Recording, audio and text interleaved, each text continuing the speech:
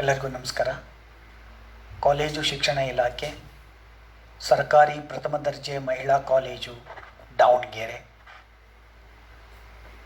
ನಾನು doctor SP Naganagouda, ಸಹ ಪ್ರಾಧ್ಯಾಪಕರು, ಅರ್ಥಶಾಸ್ತ್ರ ವಿಭಾಗ. ನಾನಿವತ್ತು ಚರ್ಚೆ ಮಾಡಬೇಕಂದಿರುವಂಥ ವಿಷಯ ಬಹುರಾಷ್ಟ್ರೀಯ ನಿಗಮಗಳ ಪಾತ್ರ.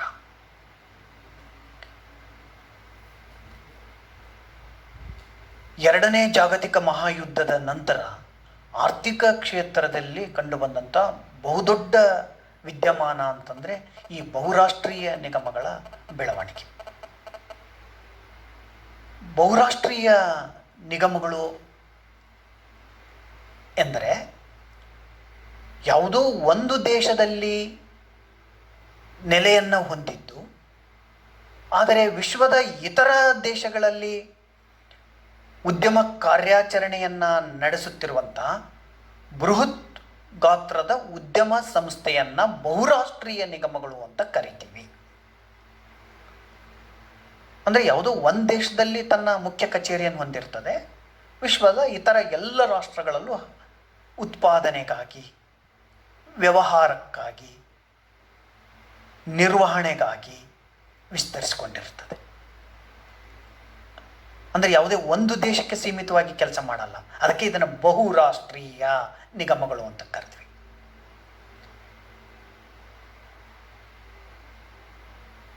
ದಾವಣಗೆರೆ ವಿಶ್ವವಿದ್ಯಾಲಯದ ಅಂತಾರಾಷ್ಟ್ರೀಯ ಅರ್ಥಶಾಸ್ತ್ರ BA ಫೈನಲ್ ಇಯರ್ನ 4ನೇ ಚಾಪ್ಟರ್ನಲ್ಲಿ ಬರುವಂಥ ಬಹುಮುಖ್ಯವಾದಂಥ ಟಾಪಿಕ್ ಇದು. ಸಾಮಾನ್ಯವಾಗಿ ಪ್ರಶ್ನೆಗಳು ಕೇಳ್ತಾನೆ ಮಕ್ಕಳೇ ಇದರಲ್ಲಿ. ಬಹುರಾಷ್ಟ್ರೀಯ ನಿಗಮಗಳು ಎಂದರೇನು?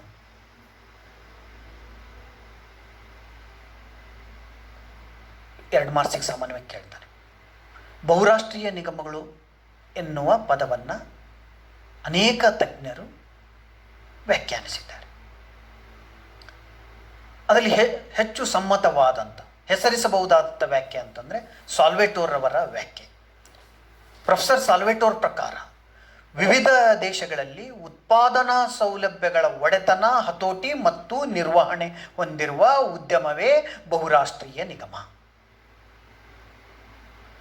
ಅಂದರೆ ಬೇರೆ ಬೇರೆ ದೇಶಗಳಲ್ಲಿ ಉತ್ಪಾದನೆ ಸೌಲಭ್ಯಗಳ ಮೇಲೆ ಒಡೆತನವನ್ನು ಹೊಂದಿರ್ತದೆ, ಓನರ್ಶಿಪ್ ಇರ್ತದೆ, ಅದರ ಮೇಲೆ ಕಂಟ್ರೋಲ್ ಇರ್ತದೆ, ಹತೋಟಿ ಇರ್ತದೆ ಮತ್ತು ಅದನ್ನೆಲ್ಲ ನಿರ್ವಹಿಸಿಕೊಂಡು ಹೋಗ್ತಾ ಇರ್ತದೆ. ಅಂತಹ ಬೃಹತ್ತಾದಂಥ ಉದ್ಯಮವನ್ನು ಬಹುರಾಷ್ಟ್ರೀಯ ನಿಗಮ ಅಂತ ಕರಿತೀವಿ. ಈ ಬಹುರಾಷ್ಟ್ರೀಯ ನಿಗಮಗಳನ್ನು ಸಾಮಾನ್ಯವಾಗಿ ಮಲ್ಟಿ ನ್ಯಾಷನಲ್ ಕಾರ್ಪೊರೇಷನ್ಸ್ ಅಂತ ಕರಿತೀವಿ. ಇನ್ನು ಕೆಲವು ತಜ್ಞರು ಇದನ್ನು ಗ್ಲೋಬಲ್ ಕಾರ್ಪೊರೇಷನ್ಸ್ ಅಂತಲೂ ಕರೆದಿದ್ದಾರೆ. ಅಂದರೆ ಗೋಳಾವೃತ ನಿಗಮಗಳು, ಜಾಗತಿಕ ನಿಗಮಗಳು ಅಂತಲೂ ಕರೆದಿದ್ದಾರೆ. ವರ್ಲ್ಡ್ ಎಂಟರ್ಪ್ರೈಸಸ್ ಅಂತಲೂ ಕರೆದಿದ್ದಾರೆ. ಇವು ಬೇರೆ ಬೇರೆ ದೇಶಗಳಲ್ಲೇ ವಿಸ್ತರಿಸಿರೋದರಿಂದ ಟ್ರಾನ್ಸ್ ನ್ಯಾಷನಲ್ ಕಾರ್ಪೊರೇಷನ್ಸ್ ಅಂತಲೂ ಕರೆದಿದ್ದಾರೆ. ಈ ವ್ಯಾಖ್ಯೆನ ಸ್ವಲ್ಪ ವಿಸ್ತೃತವಾಗಿ ನೋಡೋಣ. ಈ ವ್ಯಾಖ್ಯೆ ಅಂತಾರಾಷ್ಟ್ರೀಯ ಅರ್ಥಶಾಸ್ತ್ರದಲ್ಲಿ ಬಹುರಾಷ್ಟ್ರೀಯ ನಿಗಮವನ್ನು ಕುರಿತು ಸಾಕಷ್ಟು ಚರ್ಚೆ ಇತ್ತೀಚಿನ ದಿನಗಳಲ್ಲಿ ನಡೆದಿದೆ. ಮೊದಲೆಲ್ಲ ಬಹುರಾಷ್ಟ್ರೀಯ ನಿಗಮ ಅಂದಾಗ ಒಂದು ದೇಶದಲ್ಲಿ ನೆಲೆಯನ್ನು ಹೊಂದಿ ಇತರ ರಾಷ್ಟ್ರಗಳಲ್ಲಿ ವಿಸ್ತರಿಸಿರುವಂಥ ಒಂದು ಬೃಹತ್ ಉದ್ಯಮ ಅಂತ ಕರಿತಾ ಇದ್ರು. ಇತ್ತೀಚಿನ ಒಂದು ಆಂಕ್ಟೆಡ್ ರಿಪೋರ್ಟ್ ಪ್ರಕಾರ, UNCTAD ಆಂಕ್ಟೆಡ್ ರಿಪೋರ್ಟ್ನ ಪ್ರಕಾರ ಬಹುರಾಷ್ಟ್ರೀಯ ನಿಗಮಗಳ ಸ್ವರೂಪ ಬದಲಾಗ್ತಾ ಇದೆ. ಅವುಗಳ ಸ್ವರೂಪ ಬದಲಾಗ್ತಾ ಇದೆ. 1990ರ ದಶಕದಲ್ಲಿ ಬೀಸಿದ ಜಾಗತೀಕರಣ, ಉದಾರೀಕರಣ, ಖಾಸಗೀಕರಣದ ಈ ತ್ರಿಕರಣದ ಸಂದರ್ಭದಲ್ಲಿ ಬಹುರಾಷ್ಟ್ರೀಯ ನಿಗಮಗಳು ತಮ್ಮ ಸ್ವರೂಪವನ್ನು ಬದಲಾಯಿಸ್ತಾ ಬಂದಿವೆ.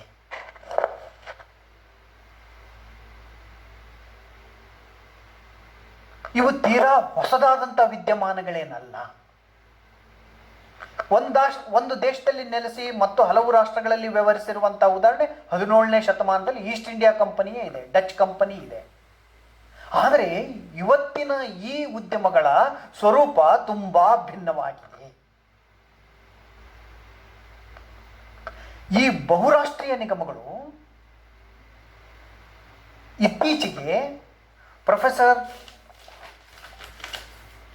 ವಾಲ್ಟರ್ ಗೋಲ್ಡ್ಸ್ಟಿನ್ ನ ಪ್ರಕಾರ 2007ರಲ್ಲಿ ಒಂದು ಹೊಸ ಸಿದ್ಧಾಂತವನ್ನು ಬರೀತಾರೆ. ಬಹುರಾಷ್ಟ್ರೀಯ ನಿಗಮಗಳ ಹೊಸದೊಂದು ಸಿದ್ಧಾಂತವನ್ನು ಬರೀತಾರೆ. ಇವ್ರ ಪ್ರಕಾರ ಬಹುರಾಷ್ಟ್ರೀಯ ನಿಗಮಗಳು ದೇಶೀಯತೆಯನ್ನು ಮೈಗೂಡಿಸಿಕೊಂಡು ಯಾವ ದೇಶಕ್ಕೆ ಅಲ್ಲಿ ವಿಸ್ತರಿಸಲ್ಪಡ್ತದೋ ಆ ದೇಶೀಯತೆಯನ್ನು, ಆ ನೇಟಿವಿಟಿಯನ್ನು, ಆ ಇಂಡಿಜಿನಿಟಿಯನ್ನು ಬೆಳೆಸಿಕೊಂಡು ಬೃಹತ್ತಾಗಿ ಆ ನಿಗಮಗಳು ಬೆಳೀತಾ ಇವೆ. ಈಗ ಹೊಸ ಸಿದ್ಧಾಂತಗಳು ಈ ರೀತಿ ಬರ್ತಾ ಇದ್ದಾವೆ. ಅದಕ್ಕೊಂದು ಸಣ್ಣ ಉದಾಹರಣೆ ಹೇಳ್ತೇನೆ, ನಿಮಗೆ ಬೇಗ ಅರ್ಥ ಆಗ್ತದೆ ನೋಡಿ. ಬಾಟಾ ನಮ್ಮ ದೇಶದ್ದಲ್ಲ, Bata India. Pepsi India. Coca Cola India. Unilever, Hindustan Lever. ಹೀಗೆ ಅವು ಸ್ವರೂಪಗಳಲ್ಲಿ ಬದಲಾವಣೆಯಾಗ್ತಾ ಇದೆ. ವಿಶ್ವ ಬ್ಯಾಂಕಿನ ಇತ್ತೀಚಿನ ವರದಿ ಪ್ರಕಾರ ನ್ಯೂಲಿ ಎಮರ್ಜಿಂಗ್ ಎಕಾನಮೀಸ್ ಅಂತ ಏನು ಕರಿತಾ ಇದ್ದೀವಿ, ಹೊಸದಾಗಿ ಉದಯವಾಗ್ತಾ ಇರುವಂಥ ರಾಷ್ಟ್ರಗಳೇನಿದ್ದಾವಲ್ಲ, ಬ್ರೆಜಿಲ್ನಂತ, ಭಾರತದಂತ, ಅಥವಾ ಬ್ರಿಕ್ಸ್ ದೇಶಗಳೇನಿದ್ದಾವಲ್ಲ, Brazil, Russia, India, China, South ಆಫ್ರಿಕಾದಂಥ ರಾಷ್ಟ್ರಗಳೇನಿದ್ದಾವಲ್ಲ, ಈ ರಾಷ್ಟ್ರಗಳಲ್ಲಿ ಹೊಸ ರೂಪದಲ್ಲಿ ಇಂತಹ ನಿಗಮಗಳು ಬೆಳೆದು ಬರ್ತಾ ಇವೆ.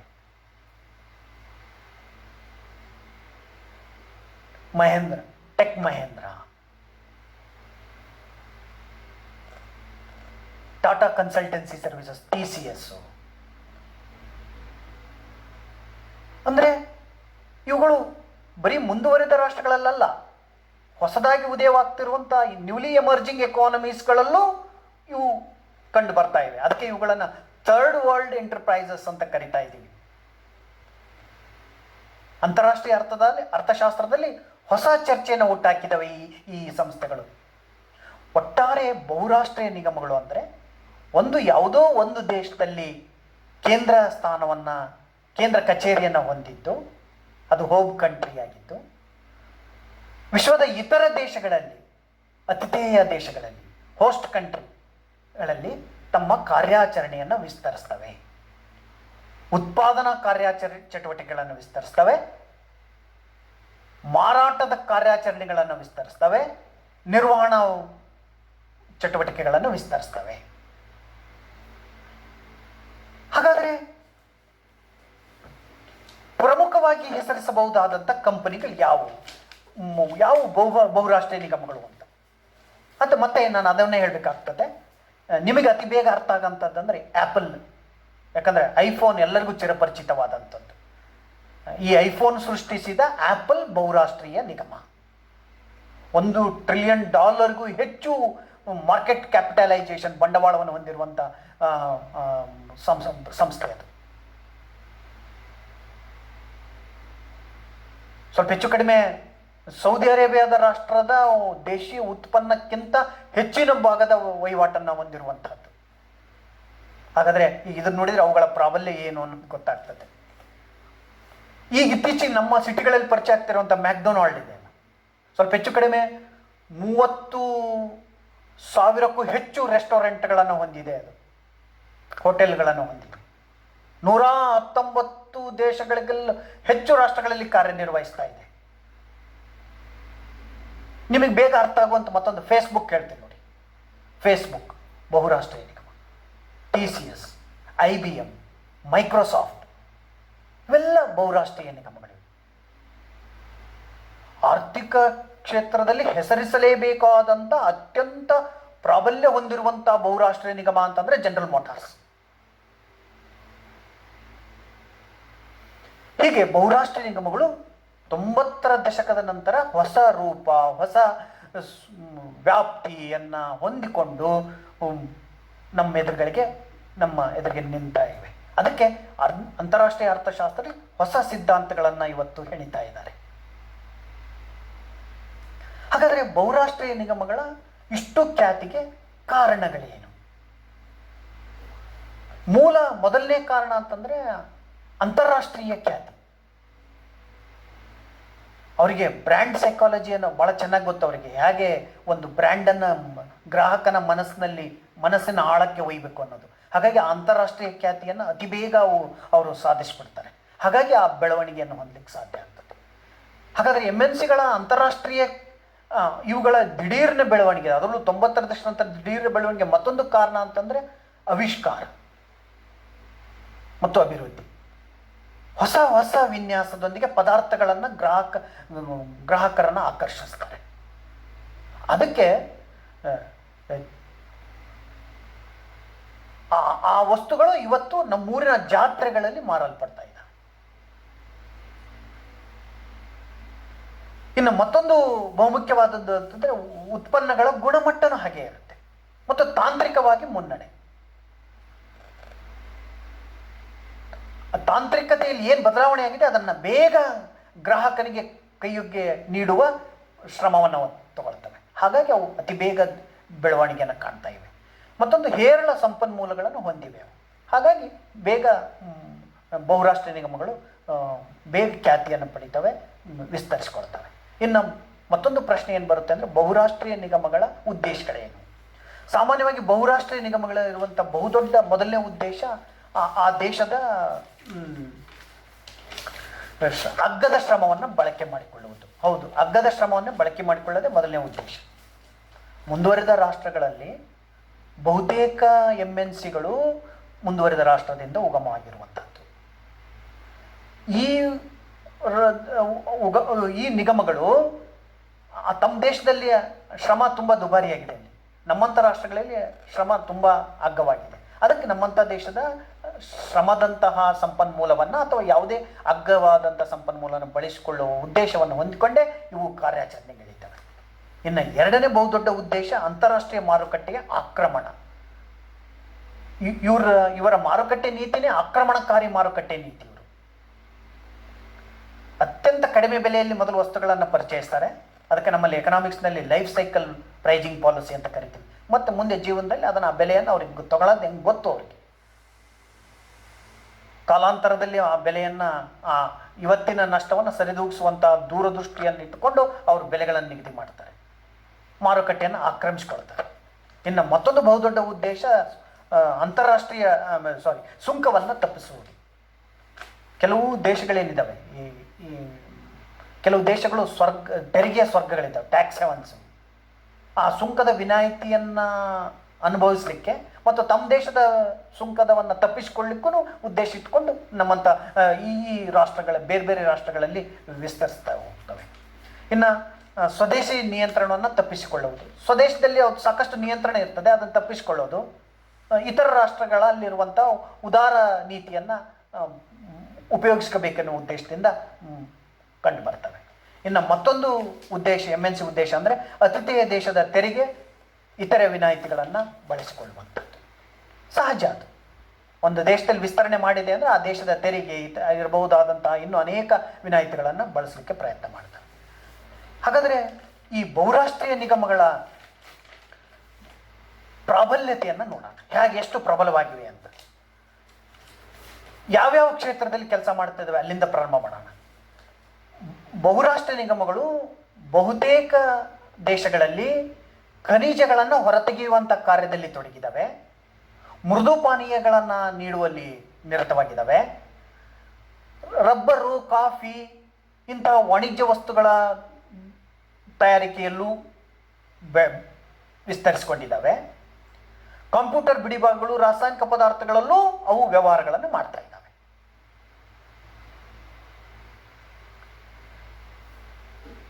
ಬಹುರಾಷ್ಟ್ರೀಯ ನಿಗಮಗಳು ಮೊನ್ನೆ OECD 2018ರ ವರದಿಯ ಪ್ರಕಾರ ವಿಶ್ವದ 50% ರಫ್ತು ಬಹುರಾಷ್ಟ್ರೀಯ ನಿಗಮಗಳಿಂದಲೇ ನಡೀತಾ ಇದೆ.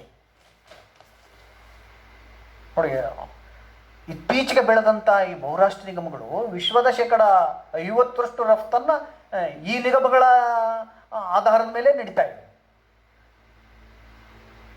ಅಂದರೆ ಇದನ್ನು ಇನ್ನೂ ಸ್ವಲ್ಪ OECD ವರದಿ ಇನ್ನೂ ಒಂದು ಸ್ವಲ್ಪ ಇದನ್ನು ಇನ್ನೂ ಸ್ಪಷ್ಟವಾಗಿ ಹೇಳ್ತಾ ಹೋಗ್ತದೆ. ವಿಶ್ವದ 1/3 ಆದಾಯ MNCಗಳಿಂದಲೇ ಹರಿದು ಬರುತ್ತದೆ. ಅಲ್ಲಿ ಮತ್ತೊಂದು ಗಂಭೀರವಾದಂಥ ಆಲೋಚನೆಯನ್ನು OECD ವರದಿ ನೀಡ್ತಾ ಇದೆ. ವಿಶ್ವದ 1/4 ಉದ್ಯೋಗಗಳನ್ನು ಈ MNCಗಳೇ ದಯಪಾಲಿಸಿವೆ ಅಂತ ಹೇಳ್ತದೆ. ಹಾಗಾಗಿ MNCಗಳು, ಬಹುರಾಷ್ಟ್ರೀಯ ನಿಗಮಗಳು ಅತ್ಯಂತ ಪ್ರಬಲವಾಗಿವೆ, ಬಹುಮುಖ್ಯವಾದಂಥ ಪಾತ್ರವನ್ನು ನಿರ್ವಹಿಸ್ತಾ ಇವೆ. ಅದರಲ್ಲೂ ಕಳೆದ ಶತಮಾನ ಮತ್ತು ಈ ಆರಂಭದ ಶತಮಾನ, ಈ ಹಿಂದಿನ ಶತಮಾನದಲ್ಲಿ ಬಹುತೇಕ ರಾಷ್ಟ್ರಗಳಲ್ಲಿ ಬಹುತೇಕ ವಸ್ತುಗಳ ಉತ್ಪಾದನೆಯಲ್ಲಿ, ಮಾರಾಟದಲ್ಲಿ, ನಿರ್ವಹಣೆಯಲ್ಲಿ ಇವು ತಮ್ಮಲ್ಲಿ ತೊಡಗಿಸಿಕೊಂಡಿದ್ದಾವೆ.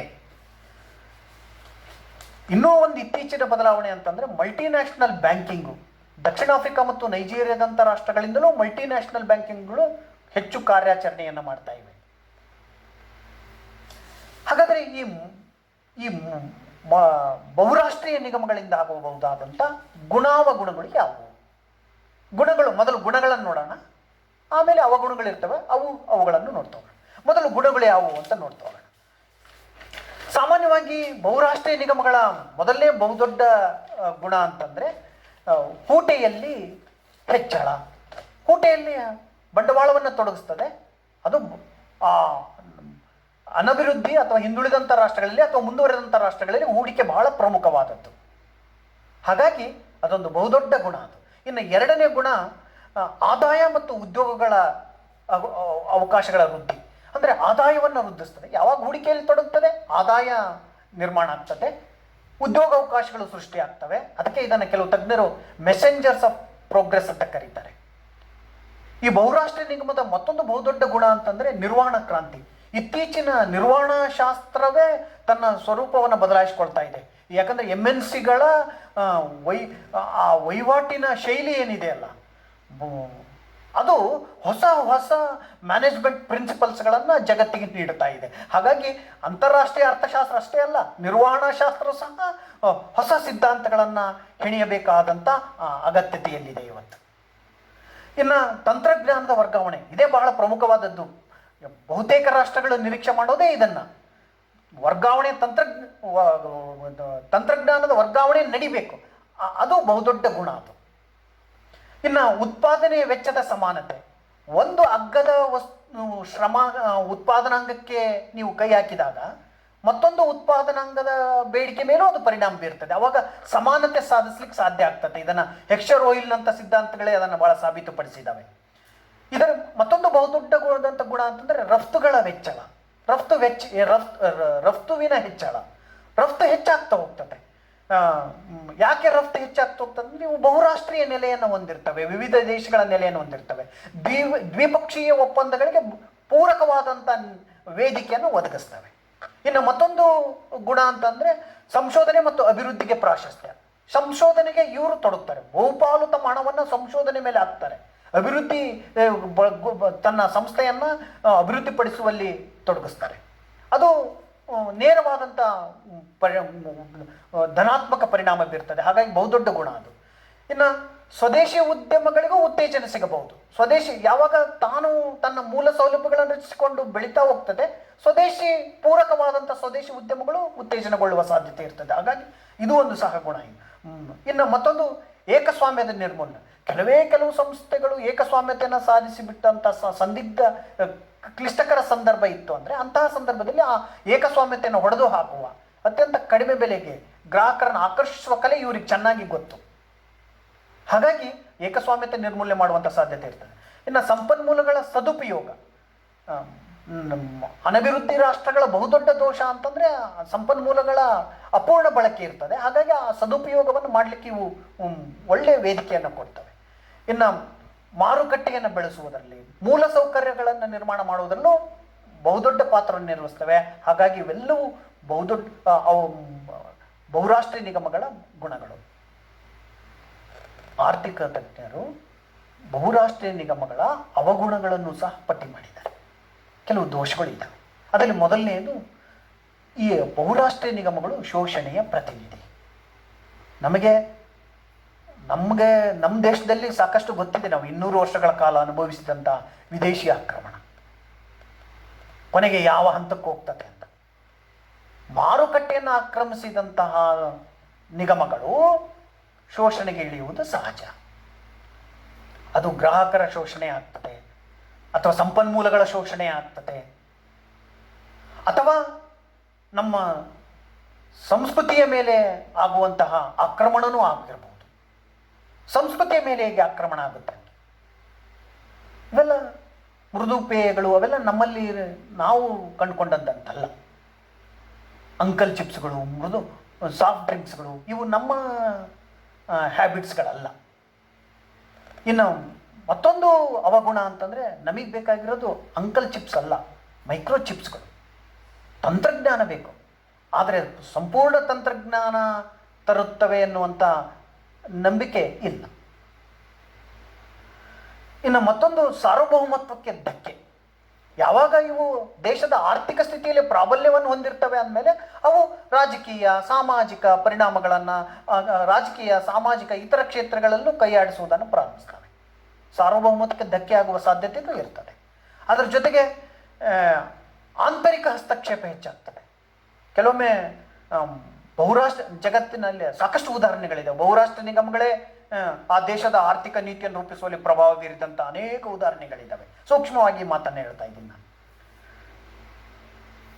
ರಾಷ್ಟ್ರೀಕರಿಸುವಂತಿಲ್ಲ. ನಾವು ರಾಷ್ಟ್ರೀಕರಣ ಮಾಡಕ್ಕೆ ಬರೋದಿಲ್ಲ. ಏನೋ ಕ್ಲಿಷ್ಟಕರ ಸಂದರ್ಭದಲ್ಲಿ ಇದ್ದೀವಿ ಅಂತಂದ್ರೆ ನಮ್ಮ ಬ್ಯಾಂಕ್ಗಳನ್ನು ನಾವು ರಾಷ್ಟ್ರೀಕರಣ ಮಾಡಿಬಿಟ್ಟಿವಿ. 1969 14 ಬ್ಯಾಂಕ್ಗಳನ್ನು ಒಟ್ಟಿಗೆ ರಾಷ್ಟ್ರೀಕರಣ ಮಾಡಿದ್ವಿ. ಅಂತಹ ರಾಷ್ಟ್ರೀಕರಣದ ಸಾಧ್ಯತೆ ಬಹುರಾಷ್ಟ್ರ ನಿಗಮಗಳ ಮೇಲೆ ಹೇರಲಿಕ್ಕೆ ಬರೋದಿಲ್ಲ. ಅವು ನಮ್ಮ ದೇಶಕ್ಕೆ ಸಂಬಂಧಿಸಿರಲ್ಲ. ಇನ್ನು ಮತ್ತೊಂದು ಭಯ ಅಂತಂದರೆ ಈ ಪ್ರಾದೇಶಿಕ ಅಸಮತೋಲನ. ಬಹುದೊಡ್ಡ ಅವಗುಣ ಅಂತಂದರೆ ಪ್ರಾದೇಶಿಕ ಅಸಮತೋಲನ. ಇಂತಹ ಬಹುರಾಷ್ಟ್ರ ನಿಗಮಗಳು ವಿಸ್ತರಿಸೋದೇ ಬಹುಮುಖ್ಯವಾಗಿ ಎಲ್ಲಿ ಸೌಲಭ್ಯಗಳಿರ್ತವೆ, ನಗರಗಳಿರ್ತವೆ, ಅಲ್ಲಿ ವಿಸ್ತರಿಸ್ತವೆ. ನಮ್ಮೂರಿನ ಹಳ್ಳಿಗಳಲ್ಲಿ ಬಂದು ನಿಲ್ಲಕ್ಕೆ ಸಾಧ್ಯ ಇಲ್ಲ. ಹಾಗಾಗಿ ಪ್ರಾದೇಶಿಕ ಅಸಮತೋಲನ ಮತ್ತಷ್ಟು ಹೆಚ್ಚಾಗುವ ಸಾಧ್ಯತೆ ಇರ್ತದೆ. ಇಷ್ಟೆಲ್ಲ ಗುಣಾವುಗಳಿದ್ದರೂ ಸಹ ಬಹುರಾಷ್ಟ್ರೀಯ ನಿಗಮಗಳು ಹೊಸ ಹೊಸ ಪದಾರ್ಥಗಳನ್ನು ಗ್ರಾಹಕರಿಗೆ ಪರಿಚಯಿಸಿರುವುದು ಸರಿಯಷ್ಟೇ. ಆದರೂ ದೇಶದ ಸಾರ್ವಭೌಮತ್ವಕ್ಕೆ ಧಕ್ಕೆಯಾಗದಂತೆ ಪ್ರತಿಯೊಬ್ಬರೂ ಎಚ್ಚರ ವಹಿಸುವುದು ಅಗತ್ಯ. ಇಷ್ಟ. ಎಲ್ಲರಿಗೂ ಧನ್ಯವಾದ.